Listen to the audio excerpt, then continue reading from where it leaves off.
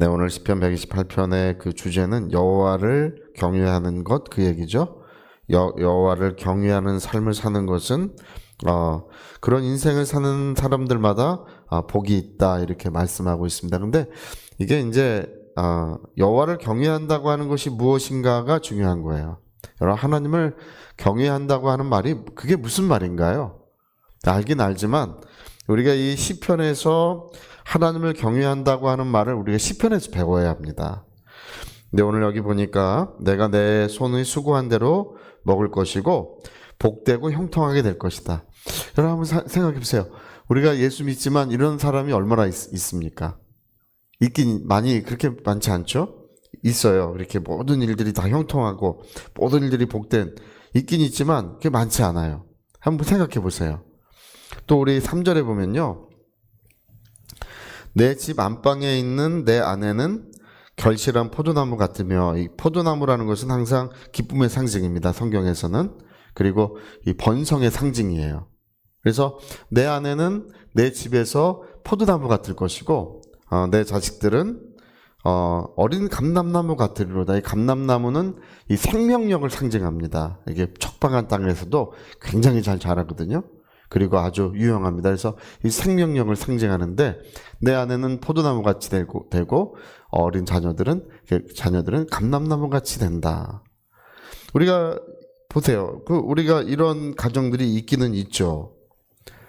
그러나 모든 가정들이 다 이렇진 않습니다. 왜 그렇습니까? 우리 그 4절을 또 한번 읽어보세요. 4절 읽어보세요. 여호와를 경외하는 자는 이같이 복을 얻으리로다. 이 거듭 얘기합니다. 그러니까 우리가 1절에 여호와를 경외하는 자의 그 길을 걸어가는 사람은 복이 있다고 하면서 그가 하는 모든 일이 복되고 형통하게 되며 또 그 가정이 이렇게 아주 질서 있고 아름답게 되고 또 그런 은택이 이 모든 일들에 머물게 된다고 이렇게 말을 하면서 거듭 얘기합니다. 하나님을 경외하는 자는 복이 있다. 이렇게 거듭 얘기합니다. 제가 이제 그 신앙생활 하면서 알게 되는 것이 있습니다. 이 하나님을 경외한다고 하는 것, 그것이 뭐냐는 거예요. 저는 제가 신앙생활을 고등학교 2학년 때 십자가의 은혜를 알게 됐습니다. 그 은혜를 깨닫는 날로부터 저는 주님의 은혜에 보답하는 마음으로 삽니다. 어떤 분들은 생각할 때 목회하는데 어려움도 없고 유복하게 자라고 그렇게 생각하는 분 많지만 저 그렇지 않습니다. 참 어려움도 많고 25살에 선교도 갔고 26살에 결혼도 않고 개척을 했습니다. 어려움이 오죽하겠습니까? 26살에 지하에 조그만 예배당에 개척을 해가지고 받은 어려움은 정말 말로 다 할 수가 없습니다.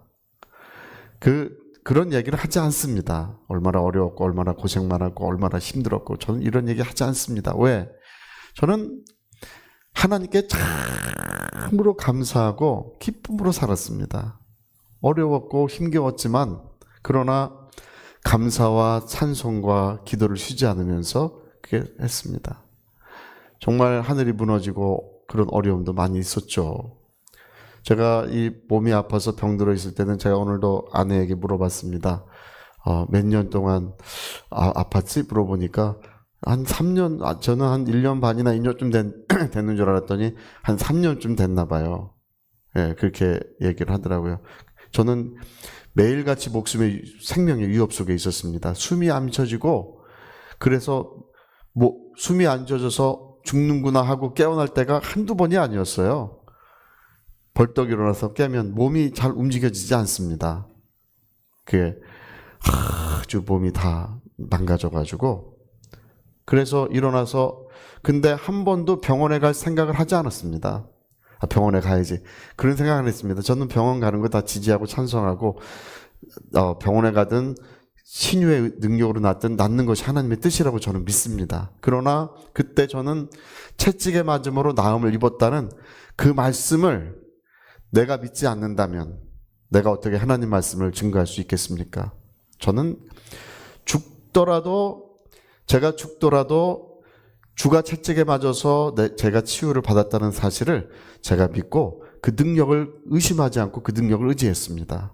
그래서 엎드려서 숨이 안 쉬어지고 정말 방금 숨이 넘어갈 것 같이 죽을 것 같아도 엎드려서 기도할 때 다시 숨이 돌아오고, 그런 게 한두 번이 아닙니다. 그냥 다반사였어요.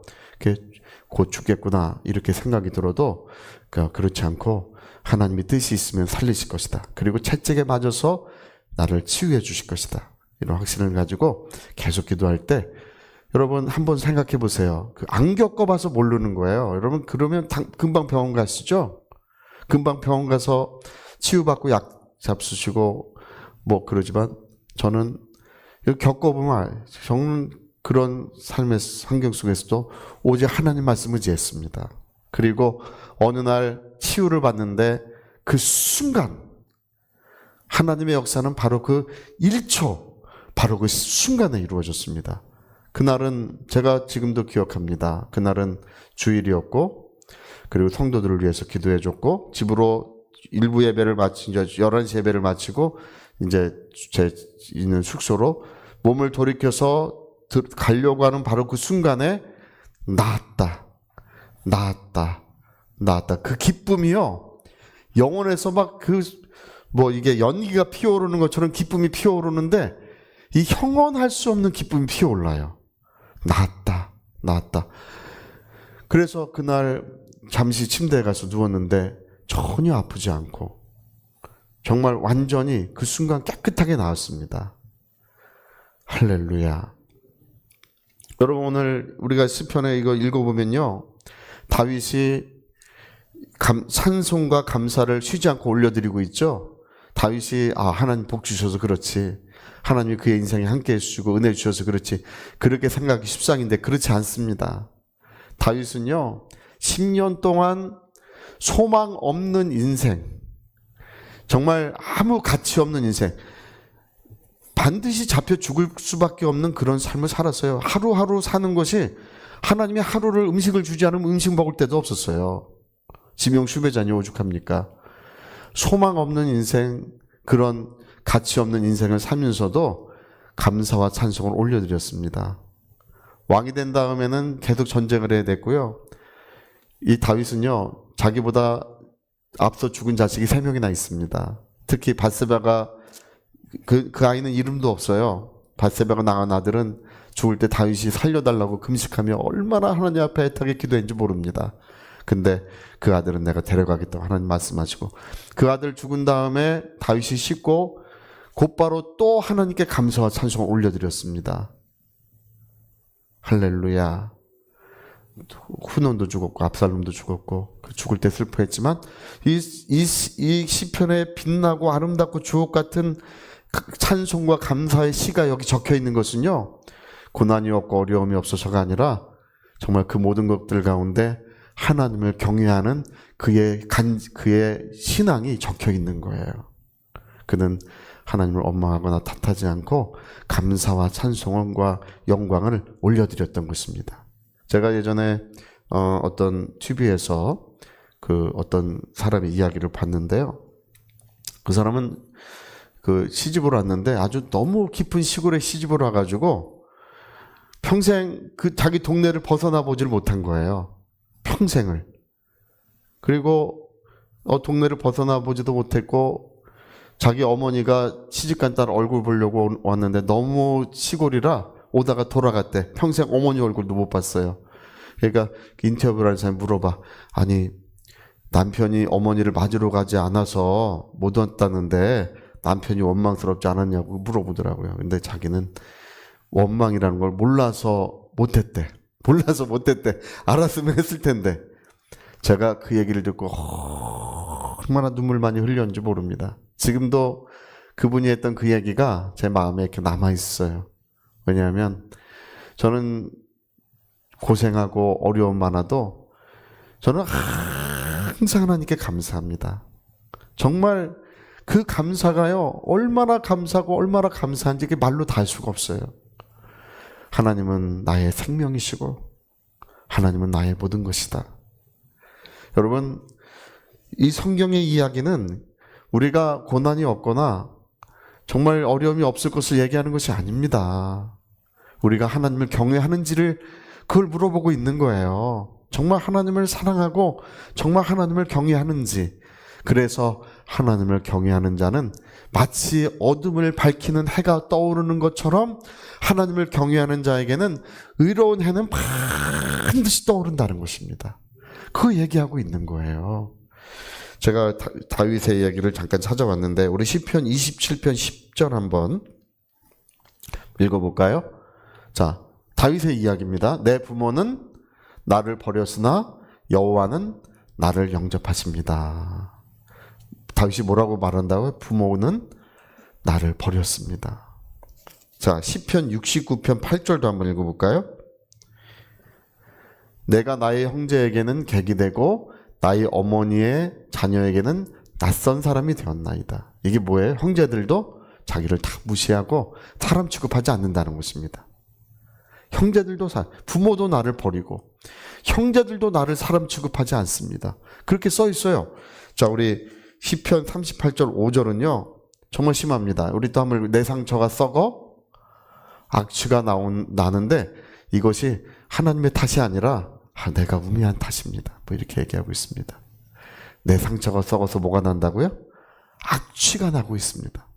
다윗의 삶이 그랬어요. 뭐 그러니까 하나님을 찬송하고 하나님께 영광을 돌리고 있지, 그렇지 않습니다. 정말 그의 인생에 질고가 많았고 눈물이 많았고 정말 그의 인생에 그런 고난이 정말 그렇게 우리가 감당할 수 없는 고난이 많았지만 이 시편에 그 다윗이 쓴 감사와 찬송의 시가 너무나 아름다운 것은 그 가운데에 하나님께 감사와 찬송과 영광을 올려드리고 있는 거예요. 그랬더니 하나님께서 의로운 해가 마침내 모든 어둠을 밝히고 그의 인생에 떠올랐던 것입니다. 여러분, 오늘 이 말씀에 거짓이 없습니다. 오직 하나님의 말씀만 거짓이 없어요. 이 말씀은 진리의 말씀이십니다. 우리가 하나님을 경외하는 자는, 그 경외하는 길을 걸어가는 자는 그 모든 것이 하나님이 복을 주신다는 이 말씀은 반드시 이루어집니다. 우리 같이 한번 기도하시겠습니다. 우리 한번 기도하실 때